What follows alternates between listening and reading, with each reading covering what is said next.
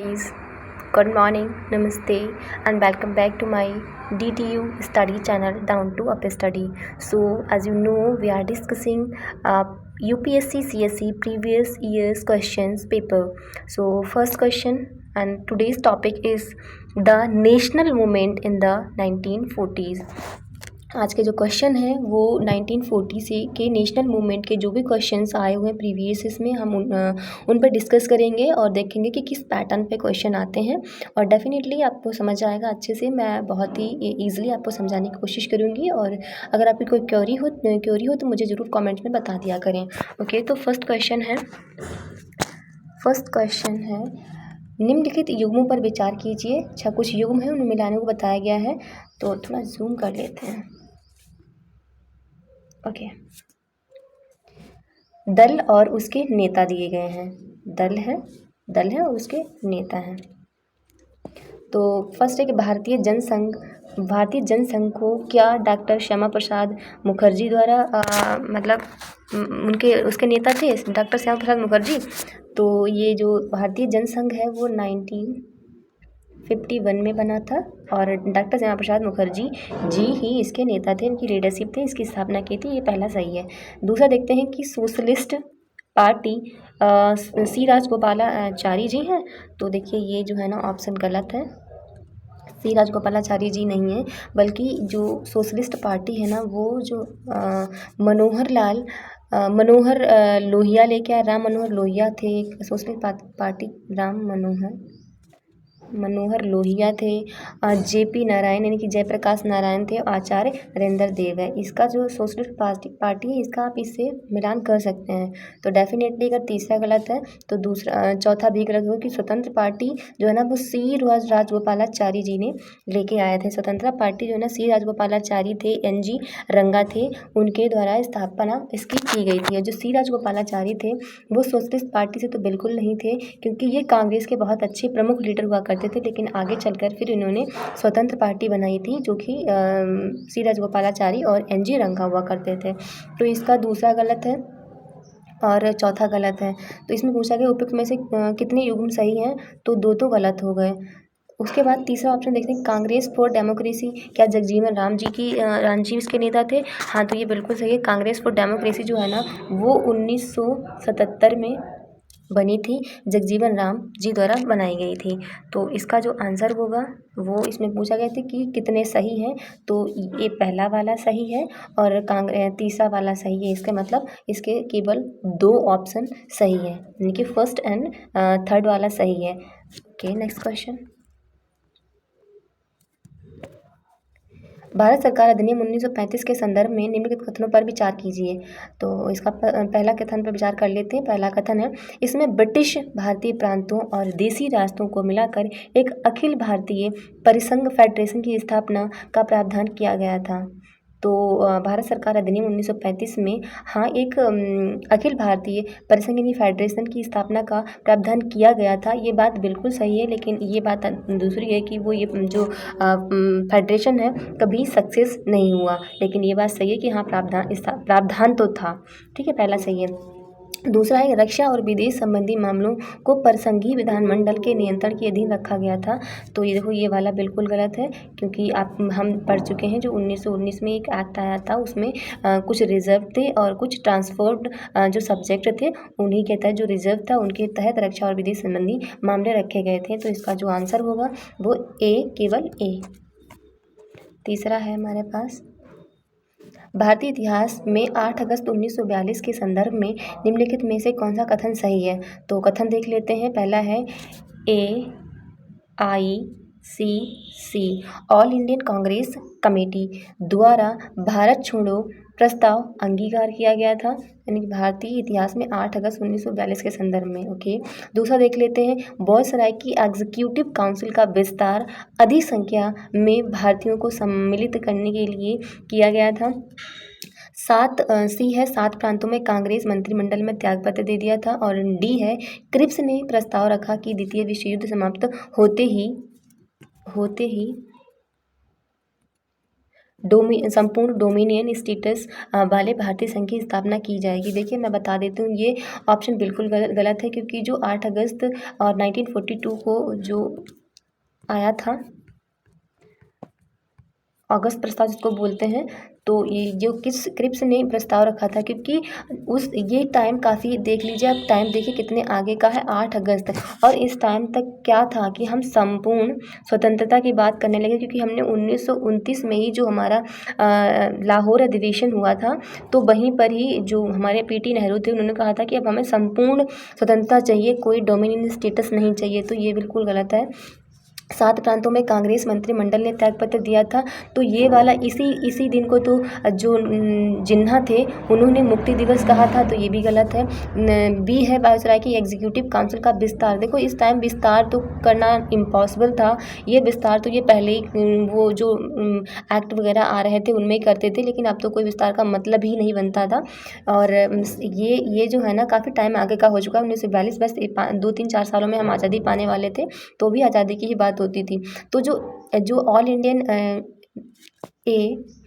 Indian Congress committee द्वारा भारत छोड़ो प्रस्ताव अंगीकार किया गया था। मैं आपको इस बारे में थोड़ा डिटेल से बता देती हूँ।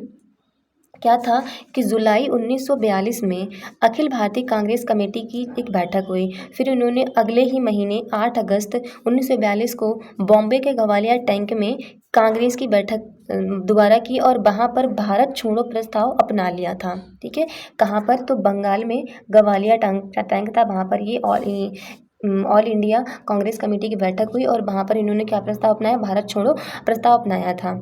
तो इस तरह से फिर भारत छोड़ो प्रस्ताव को अंगीकार कर लिया गया था। और पहले इनकी जुलाई में बैठक हुई, फिर 8 अगस्त 1942 को हुई। तो इसका पहला करेक्ट है। नेक्स्ट है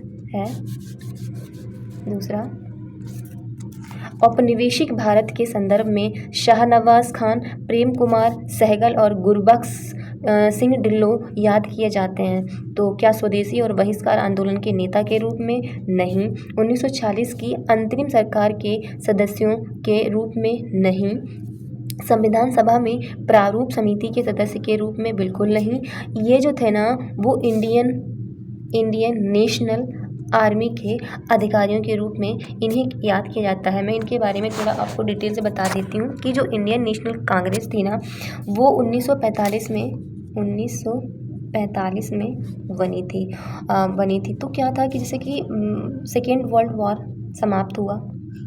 सेकेंड वर्ल्ड वॉर समाप्त होते ही जो इंडियन नेशन आर्मी की जो आर्मी थी, उस पर जो ब्रिटिश सरकार ने क्या किया, राजद्रोह यानी कि विद्रोह का जो अपराध का मुकदमा चला दिया और कहा कि जो इन्होंने सेकेंड वर्ल्ड वॉर में इंडियन नेशनल आर्मी ने नेपाल का साथ दिया था और इसलिए जो है ना इन पर बैठा दिया था, मतलब परीक्षण उनकी मुकदमा चला दिया था। और पहले क्या होता था, जो लाल किला जो हम आज देखते हैं दिल्ली में, लाल किला में जो इंडियन नेशनल आर्मी पर उनका परीक्षण होता था, इसलिए लाल किला को तब क्या बोलते थे, उसको लाल किला परीक्षण केंद्र बोलते थे। तो वहीं पर इन 3 लोगों पर, शाहनवाज खान को, प्रेम कुमार सहगल को और गुरबख्श सिंह ढिल्लो पर जो है ना इन अधिकारियों पर मुकदमा चलाया गया था राजद्रोह के कारण। सो नेक्स्ट क्वेश्चन हम देख लेते हैं। तीसरा है, निम्नलिखित में से कौन 1948 में स्थापित हिंद मजदूर सभा के संस्थापक थे? तो बी कृष्ण पिल्लई, EMS या नंबूदरीपाद और केसी जॉर्ज थे? ये नहीं थे। तो कुछ चीज़ें जो है ना, जैसे कि ये जो है ना खासकर ये सभा, संगठन, समितियाँ, ये जो है ना संस्थापक उनके थोड़े आप 2-4 बार पढ़ेंगे, रिवाइज करेंगे तो याद हो जाएंगे।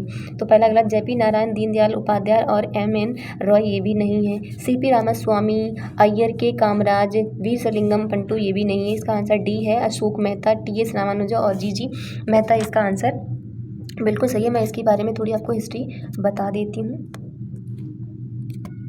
क्या था कि जो बंगाल के हावड़ा में 1948 में समाजवादी, कुछ स्वतंत्र संघवादियों द्वारा इसकी स्थापना की गई थी। इसकी स्थापना की थी हिंद मजदूर सभा की, बंगाल साइड में 1948 में, बंगाल के हावड़ा में। और ये कुछ स्वतंत्रतावादी थे, कुछ समाजवादी थे, इन लोगों ने इसकी स्थापना की थी। और इसमें अशोक मेहता जी थे, रामानुजन और जीजी मेहता वगैरह थे। ओके, नेक्स्ट क्वेश्चन है, फोर्थ है, भारतीय स्वतंत्रता संग्राम के संदर्भ में निम्नलिखित घटनाओं पर विचार कीजिए। तो इन्होंने बोला है कि इनको कालानुक्रम लगाना है, उपयुक्त घटनाओं को सही कालानुक्रम लगाना है। तो रॉयल इंडियन नेवी जो है ना, रॉयल इंडियन नेवी वो बनी थी 18 फरवरी 1946 में, ये है 1946। भारत छोड़ो आंदोलन की शुरुआत तो हम सबको ही पता है कि 8 अगस्त कितनी बार पढ़ चुके हैं हम, 8 अगस्त 1942 में। और दूसरा जो गोलमेज सम्मेलन कब हुआ था, ये तो इतना तो आपको पता ही होगा, 1931 में हुआ था, 1931 में, और दिसंबर था।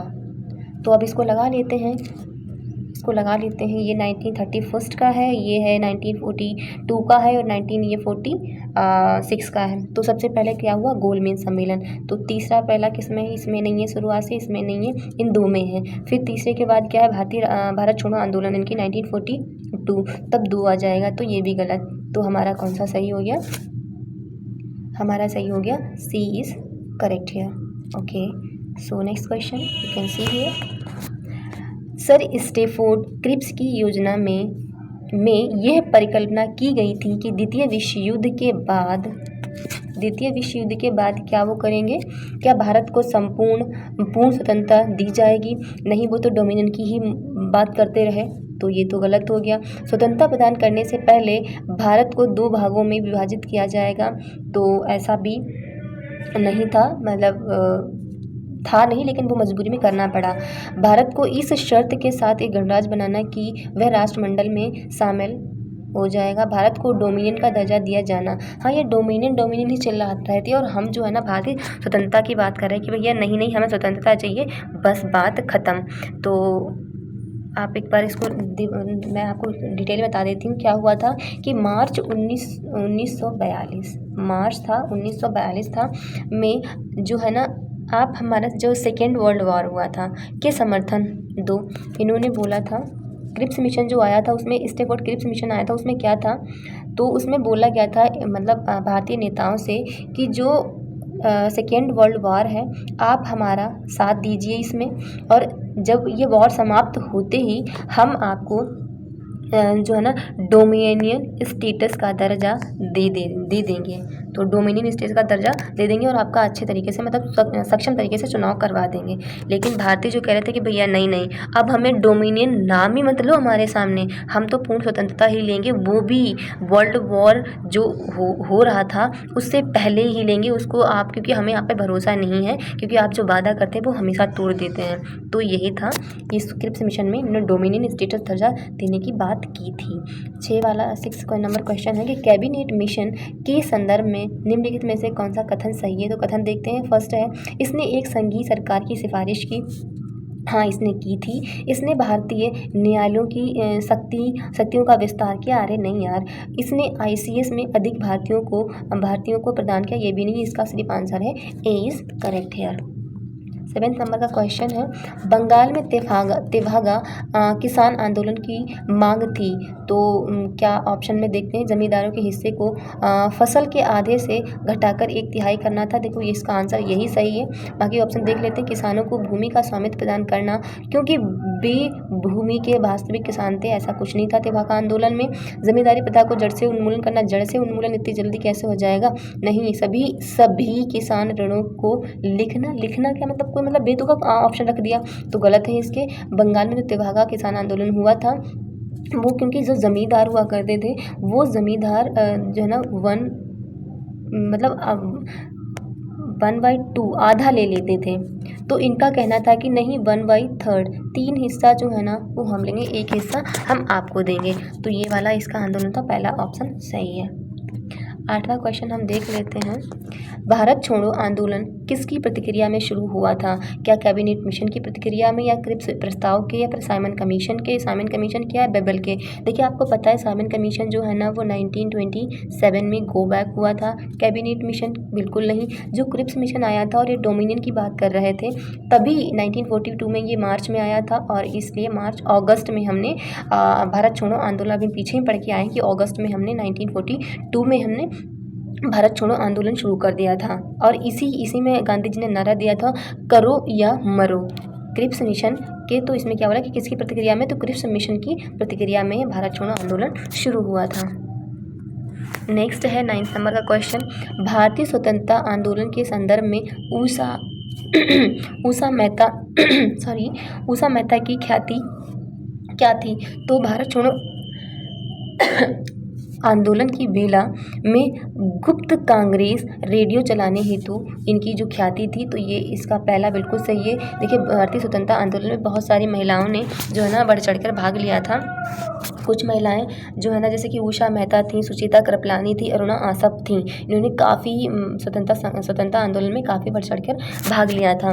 तो इसका दूसरा ऑप्शन में देख लेते हैं, द्वितीय गोलमेज सम्मेलन में सहभागिता। अरे कैसी बात कर रहे हो, गलत है, इसका सारे गलत है। इसका फर्स्ट आंसर ऑप्शन सही, भारत छोड़ो आंदोलन की बेला में गुप्त कांग्रेस रेडियो चलाने हेतु इन्हीं ख्याति प्राप्त है। तो 10 नंबर का क्वेश्चन देख लेते हैं। 10 नंबर का क्वेश्चन जो है वो 1942 के भारत छोड़ो आंदोलन के संबंध में निम्नलिखित में से कौन सी टिप्पणी सही नहीं है? ये आंदोलन अहिंसक था, तो हाँ बिल्कुल अहिंसक था। गांधी जी जिसमें होंगे तो वो अहिंसक ही होगा, हिंसक हो ही नहीं सकता। उसका नेतृत्व महात्मा गांधी जी कर रहे थे। अरे नहीं, वो तो उस टाइम जेल में थे। हाँ गांधी जी द्वारा बोला गया था कि आंदोलन शुरू किया जाएगा, लेकिन वो उस टाइम जेल चले गए थे, और जो उसके बाहर लीडर थे उन लोगों द्वारा शुरू किया गया था। यह आंदोलन स्वतः प्रवर्तित था, हाँ बिल्कुल था। इसने सामान्य श्रमिक वर्ग को आकर्षित नहीं किया, हाँ ये थोड़ा जो है ना उच्च स्तरीय हो गया था। तो इसमें उसका नेतृत्व गांधी जी ने किया था, नहीं क्योंकि गांधी जी उस टाइम जेल में थे। अब जो है ना वो टॉपिक हमारा ख़त्म हो गया है। नेक्स्ट टॉपिक जो है ना वो स्टार्ट हुआ है। Topic is development of press education and civil services. तो इससे जो क्वेश्चन यूपीएससी ने पूछे हैं प्रेस से, इनकी डेवलपमेंट ऑफ प्रेस से, जो प्रेस का डेवलपमेंट हुआ तो उससे यूपीएससी ने किस तरह के क्वेश्चन पूछे हैं, एजुकेशन से एंड सिविल सर्विसेज से यूपीएससी ने किस तरह के क्वेश्चंस पूछे हैं तो प्रीवियस ईयर्स में, तो उस तरह से हम देख लेते हैं, इनका एनालाइज अच्छे से कर लेते हैं। सो next question on this screen you can see here. So first है, इनमें से कौन सेक्रेटरी के रूप में हिंदू फीमेल स्कूल से संबंधित थे या थी, जो बाद में वैथ्यून फीमेल स्कूल के नाम से जाने लगे?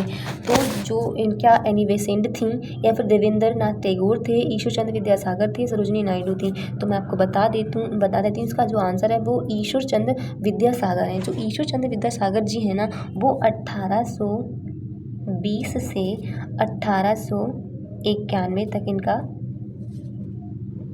मतलब ये थे, और ये बंगाल के साइड थे। और ये राम मोहन रॉय के जो समाज सुधारक थे ना, राम मोहन रॉय, उनके जो समाज सुधारक जो चल रहे थे, उनको इन्होंने काफ़ी आगे बढ़ाने में इनकी भूमिका रही, ईश्वर चंद्र विद्यासागर। और इन्होंने ही 1849 में भारत में एक स्थायी तौर पर पहला लड़कियों के लिए एक स्कूल खोला था, और जो बाद में वैथ्यूम फीमेल स्कूल बन गया। तो इनका जो आंसर है वो सी बिल्कुल सही है, ईश्वर चंद्र विद्यासागर। सेकेंड हम देख लेते हैं वुड डिस्पेच। अगर आपको पता हो क्योंकि बहुत ही फेमस था, ये भी एजुकेशन के लिए आया था। वुड डिस्पेच के संबंध में निम्नलिखित कथनों पर विचार कीजिए, कथन कौन सा सही है? तो क्या सहायता अनुदान प्रणाली शुरू की गई थी? तो इसका जो आंसर है पहला बिल्कुल सही है। मैं आपको बताऊंगी अभी इसके बारे में डिटेल से। पहला सही है। विश्वविद्यालयों की स्थापना की सिफारिश की गई थी, हाँ की गई थी। शिक्षा के सभी जहाँ पर आए वो मैंने आपको पहले बताया 90% गलत ही होता है। सभी स्तरों पर शिक्षा के माध्यम के रूप में अंग्रेजी की सिफारिश की गई थी, बिल्कुल नहीं। मैं आपको बताती हूँ इसके बारे में क्या था कि चार्ल्स वुड एक उदारवादी राजनीतिज्ञ और संसद सदस्य थे ब्रिटेन के, ठीक है। और 1854 में उन्होंने क्या किया, उन्होंने भारत का उस टाइम गवर्नर जनरल था डलहौजी,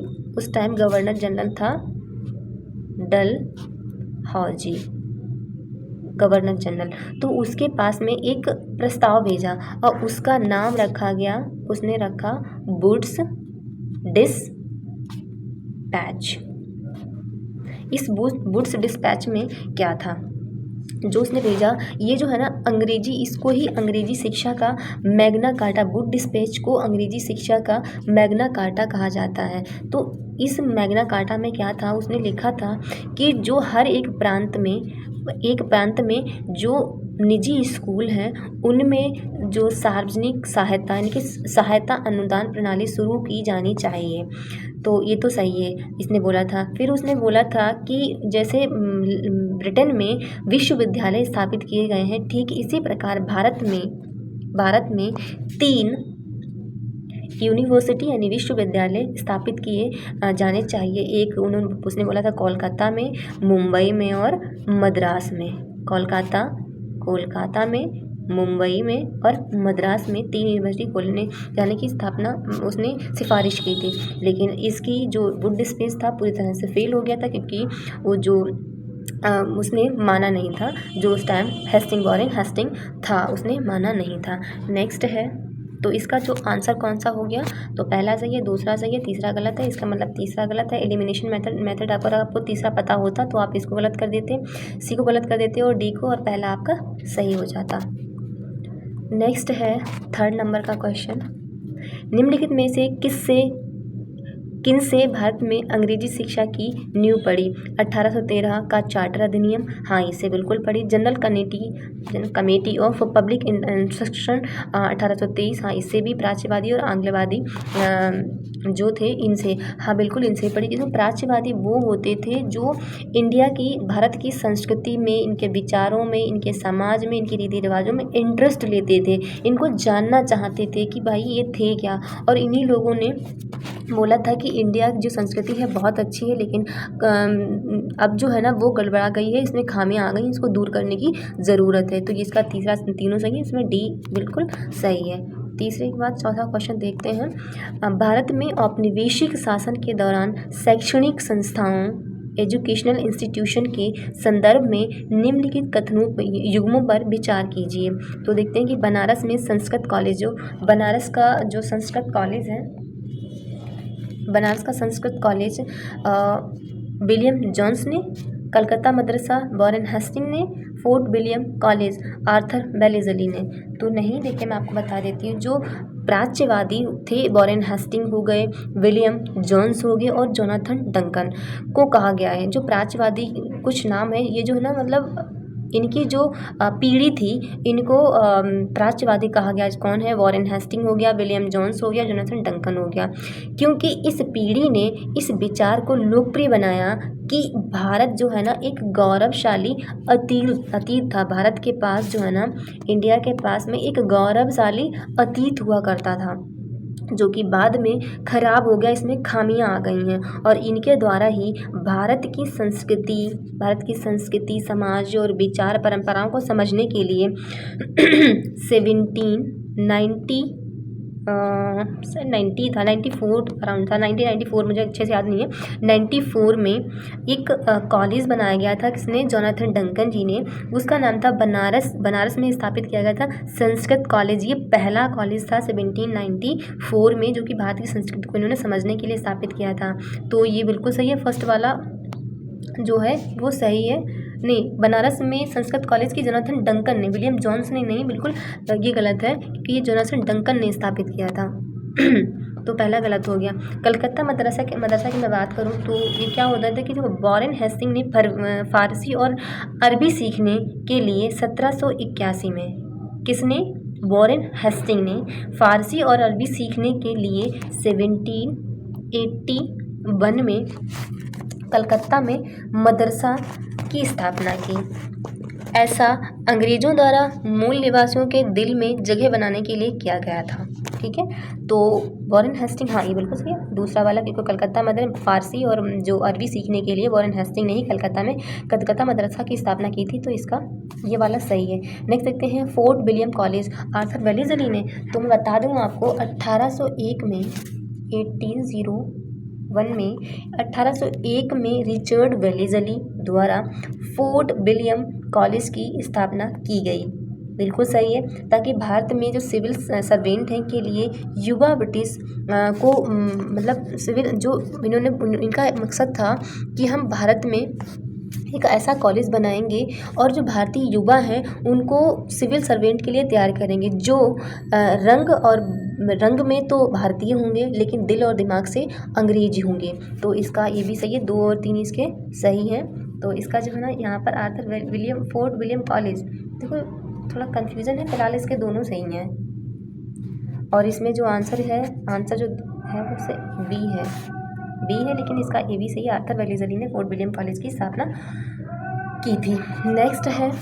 नेक्स्ट टॉपिक स्टार्ट होगा इंडिपेंडेंस ऑफ पार्टीशन। जो हमारी इंडिया पाकिस्तान का पार्टीशन हुआ था स्वतंत्रता के लिए, और उससे जो क्वेश्चन बनते हैं यूपीएससी में हम उन पर डिस्कस कर लेते हैं। तो first question you can see on this screen. First question, doctor Rajendra Prasad के कार्यभार संभालने से पहले संविधान सभा के अस्थायी सभापति कौन थे? देखिए, जब अस्थायी सभापति बनाए गए थे उस टाइम जब हमारी संविधान सभा बनी थी संविधान को बनाने के लिए, तो जो सबसे बुजुर्ग थे उनको ही अस्थायी सभापति बनाया गया था, और वो थे डॉक्टर सच्चिदानंद सिन्हा। सी राजगोपालाचारी नहीं थे, डॉक्टर बी आर अम्बेडकर नहीं थे, टी कृष्णमाचारी नहीं थे, डॉक्टर सच्चिदानंद सबसे बुजुर्ग थे, तो उनको ही बनाया गया था। और बता दें, संविधान सभा की जो पहली बैठक हुई थी वो 9 दिसंबर 1946 को हुई थी।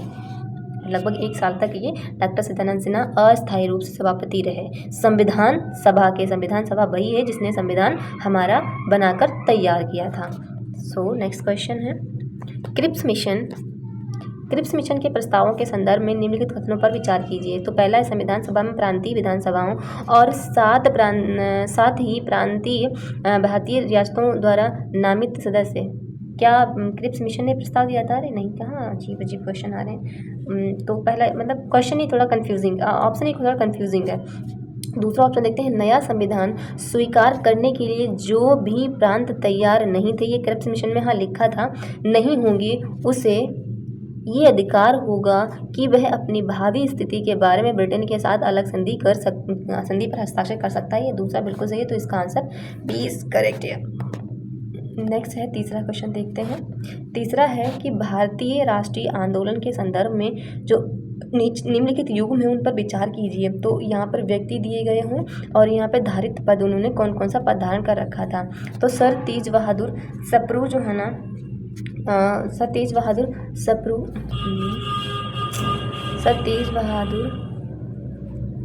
एक मिनट रुकिए थोड़ा।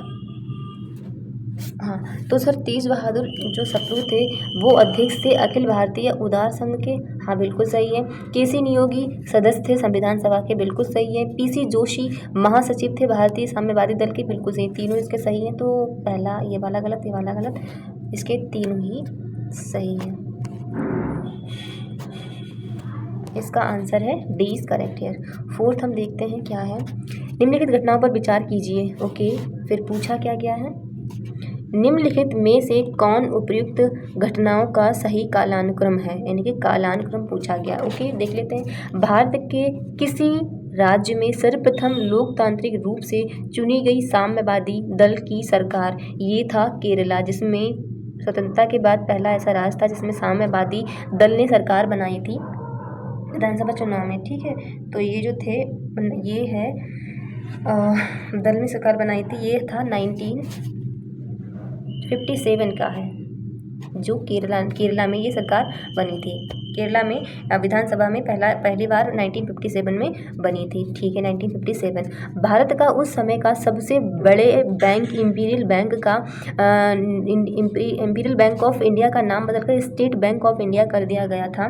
तो जो है ना वो हुआ था 1955 में। ओके, एयर इंडिया का राष्ट्रीयकरण किया गया और राष्ट्रीय कैरियर जो है ना बन गया, ये हुआ था 1953 में। 1953 में गोवा स्वतंत्र भारत का अंग बना था, ये बना था 1961 में। तो देखते हैं सही क्या है, तो एक बार देखते हैं। गोवा स्वतंत्र भारत का अंग बना था 1961 में, डेफिनेटली ये 61 में सबसे बाद में आएगा, तो 4th रखते हैं लास्ट में। एयर इंडिया का राष्ट्रीयकरण किया गया और राष्ट्रीय कैरियर बन गया ये 1953 में, तो डेफिनेटली ये तीसरा सबसे पहले आएगा। तीसरा जो है ना वो सबसे पहले आना चाहिए। ओके, मैं यहाँ पे लिख लेती हूँ 3 हो गया, 4 सबसे लास्ट में ही आएगा। फिर है भारत का उस समय बैंक, इम्पीरियल बैंक जो है ना, ये इम्पीरियल बैंक जो है वो बना था 55 में, तो ये होना चाहिए दूसरे नंबर पर। ठीक है, और सर्वप्रथम लोकतांत्रिक चुनी गई सरकार ये 57 में, तो ये होना चाहिए पहला। तो देखते हैं कोई इसमें से सही है नहीं कि 3 2 1 4, 3 2 1 4, ठीक है, इसका बी है बिल्कुल सही, बी इज करेक्ट है। नेक्स्ट है रेडक्लिफ समिति को किस लिए नियुक्त किया गया था। रेडक्लिफ आपको बिल्कुल पता होगी, इंडिया और पाकिस्तान के जो सीमा, इंडिया पाकिस्तान जो है ना उसकी यहाँ सीमा का परिसीमन करने के लिए, तो यहाँ पर सी इज करेक्ट है, भारत और पाकिस्तान की सीमाओं का परिसीमन करने के लिए ये आया था। 6 है भारतीय इतिहास के संदर्भ में प्रांतों में संविधान सभा के सदस्य थे, तो सीधे उन प्रांतों के लोगों द्वारा चुने गए थे, नहीं। भारतीय राष्ट्रीय कांग्रेस और मुस्लिम लीग द्वारा मनोनीत थे, बिल्कुल नहीं। प्रांतीय विधानसभाओं द्वारा निर्वाचित थे, ये बिल्कुल सही है। संवैधानिक मामलों में उनकी विशेषज्ञता के लिए सरकार द्वारा चयनित, नहीं, ये चीज़ का बिल्कुल सही है। तो आज के हमारे इतने ही क्वेश्चन हैं। So this is all today. Thank you guys, and अपने आसपास सफाई ज़रूर रखें, आप खुद खुश रहें, सबको खुश रखें और अच्छे से अपना रिवीजन करें, पढ़ें और अपने नेक्स्ट एग्ज़ाम की प्रिपरेशन को कंटिन्यू बनाए रखें। Thank you, bye bye guys.